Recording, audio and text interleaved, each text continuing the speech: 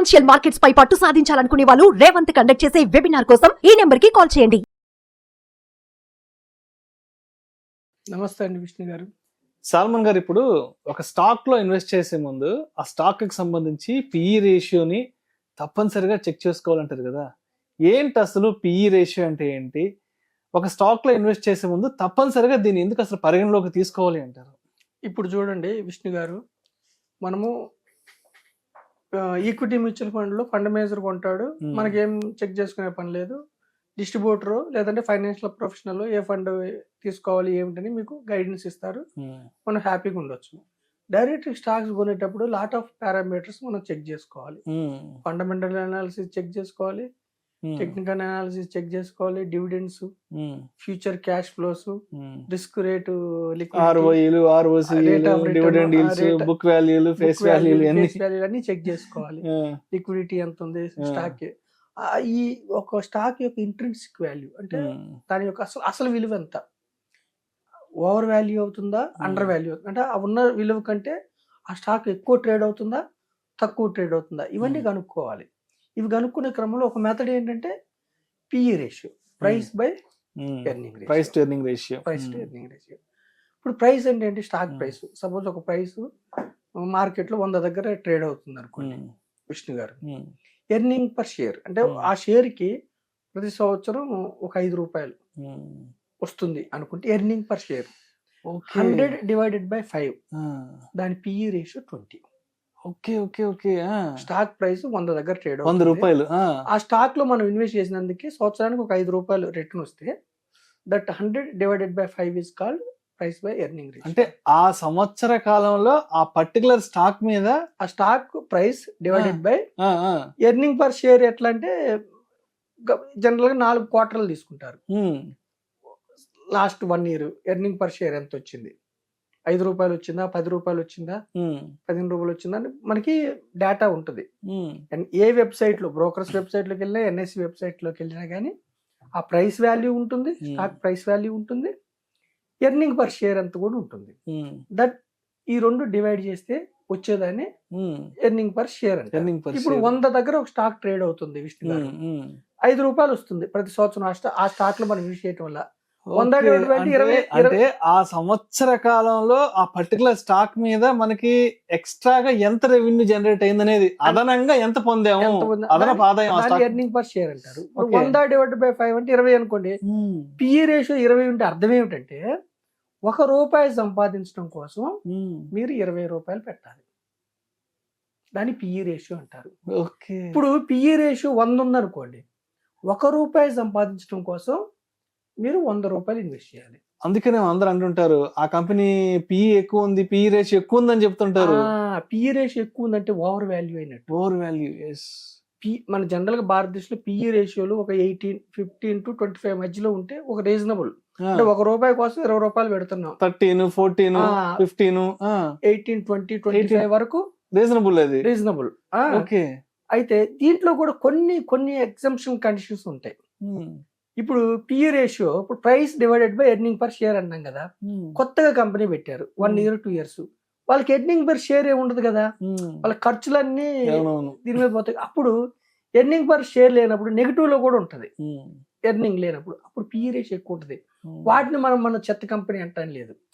అంటే ఎక్కువ కాలం నుంచి ఉన్న కంపెనీలో price divided by earning per share వేస్తే ఒక 20 ఈ రేంజ్ లో వస్తే 20 వచ్చింది అనుకోండి, ₹1 సంపాదించడం కోసం ₹1 కోసం మనం ఎంత ఖర్చు పెట్టామన్నది పిఈ రేషియో. సూపర్. అయితే ఈ పిఈ రేషియో కూడా విష్ణు గారు మనం ఎలా చూసుకోవాలంటే, ఇప్పుడు మనకి ఎలా కంపెనీకి పిఈ రేషియో ఎలా ఉందో ఆ సెక్టార్ కూడా price by earning ratio sector PE ఉంటుంది. ఏది ఫార్మా పిఈ, ఇన్ఫ్రా పిఈ, తర్వాత ఇండెక్స్ కూడా నిఫ్టీ బ్యాంక్ స్టాక్ మనం ఒకటి కొనుక్కున్నాం, ఆ ఇండెక్స్ కి పిఈ రేషియో ఉంటుంది. దగ్గరలో ఉంటే ఓకే రీజనబుల్. చాలా ఫార్ ఎక్కువ ఉంది అనుకోండి, ఓవర్ వాల్యుయేషన్ అయినట్టు. ఆ సెక్టార్ పిఈ రేషియో కంటే దీని పిఈ రేషియో ఎక్కువ ఉంది అనుకోండి, ఓవర్ వాల్యుయేషన్ అయినట్టు. అన్ని ఇవన్నీ మనము పిఈ రేషియోలో ఇవన్నీ చూసుకోవాలి. ఇప్పుడు చూడండి, సపోజ్ ఒక స్టాక్ 10 దగ్గర ట్రేడ్ అవుతుంది, ఇంకొక స్టాక్ 100 దగ్గర ట్రేడ్ అవుతుంది. మనం ఏమనుకుంటాము 10 దగ్గర ట్రేడ్ అవుతుంది, కానీ దాని ప్రైస్ బై ఎర్నింగ్ రేషియో 75 ఉందనుకోండి సపోజ్. ఇంకోటి 100 దగ్గర ట్రేడ్ అవుతుంది, దాని ప్రైస్ బై ఎర్నింగ్ రేషియో 20 ఉందనుకోండి. 100 దగ్గర ట్రేడ్ అయినా కానీ ఎక్కువ ఉన్నా కానీ రేటు పిఈ రేషియో 20 ఉంది కాబట్టి, అంటే ₹1 సంపాదన కోసం 20 పెడుతుంది కాబట్టి ₹100 దగ్గర stock recommended. That is recommended. కానీ ఇక్కడ ₹10 స్టాక్ ఎక్కువ అవుతుంది కదా. ఇక్కడ ₹10 స్టాక్ అయినా కానీ పిఈ ఎక్కువ ఉంది కాబట్టి 75. మొన్నటిదాకా ఏమైంది, మన 86,000 సెన్సెక్స్ దగ్గరికి వెళ్ళినప్పుడు కూడా అందరూ ఏం చెప్పారు, స్టాక్స్ వచ్చే లాభాల కంటే ఓవర్ వాల్యుయేషన్స్ అవుతున్నాయి, ఓవర్ వాల్యుయేషన్స్ పెరిగిపోతూ ఉన్నాయి. సో ఏమవుతుందంటే ఓవర్ వాల్యుయేషన్ అయినప్పుడు ఆటోమేటిక్ గా మళ్ళీ మార్కెట్ కరెక్షన్ లోకి వస్తుంది. ఎవరేం చేసే పని లేదు, మనకి స్టాక్ మార్కెట్ పడటం అయినా పెరగటం అయినా ఒక రీజన్ తో పడుతుంది, ఒక రీజన్ తో పెరుగుతుంది.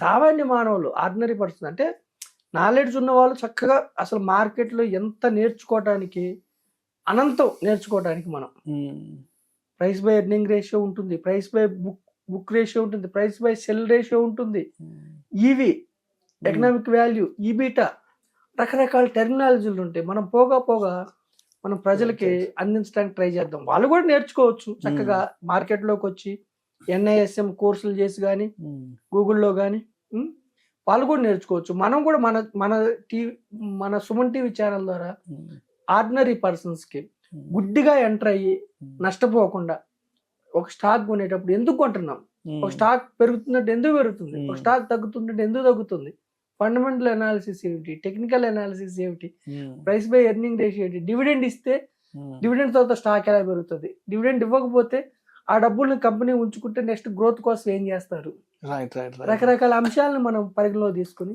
ప్రజల్ని ఎడ్యుకేట్ చేయడానికి ట్రై చేద్దాం. విష్ణు గారు, ఈ ఎపిసోడ్ లో ప్రైస్ బై ఎర్నింగ్ రేషియో అంటే ₹1 సంపాదించడం కోసం మీరు ఎంత పెడుతున్నారు అన్నది ప్రైస్ బై ఎర్నింగ్ రేషియో అంటారు. దీన్ని బట్టి కూడా మనం ఒక స్టాక్ ఓవర్ వాల్యూ అయిందా, అండర్ వాల్యూ అయిందా, compare to sector and compare to index చేసుకుని మనం గుర్తించవచ్చు. కాకపోతే ఇదే 100% ప్రామాణికత మాక్సిమం ఈ విధంగా ఉంటుంది. కొంత డివియేషన్స్ ఉంటాయి, ఒక్కోసారి నెగిటివ్ రావచ్చు కంపెనీ యొక్క నెట్ ప్రాఫిట్స్, అప్పుడు వేరే ఉంటుంది. కాబట్టి మాక్సిమం ఏంటంటే fundamental analysis, technical analysis, price by earning ratio గత ఎపిసోడ్ లో మనం చూసుకున్నాం, ఈ విధంగా ఉంటుంది. Vishnu garu, thank you so much Salman garu. Thank you అండి Vishnu garu. Thank you Suman TV for giving. ఒక కంపెనీలో ఇన్వెస్ట్ చేసే ముందు ఒక ముఖ్యమైన టెక్నికల్ ఆస్పెక్ట్, పిఈ రేషియోని ఒక ఆస్పెక్ట్ ని ఏ విధంగా అర్థం చేసుకోవాలి, పిఈ రేషియో ఎంత ఉంటే ఇన్వెస్ట్ చేయొచ్చు, ఎంత ఉంటే ఇన్వెస్ట్ చేయకూడదు అనే అంశం గురించి చాలా చక్కగా టెక్నికల్ అనాలిసిస్ తెలియజేశారు. Thank you so much Salman garu. Thank you అండి విష్ణు.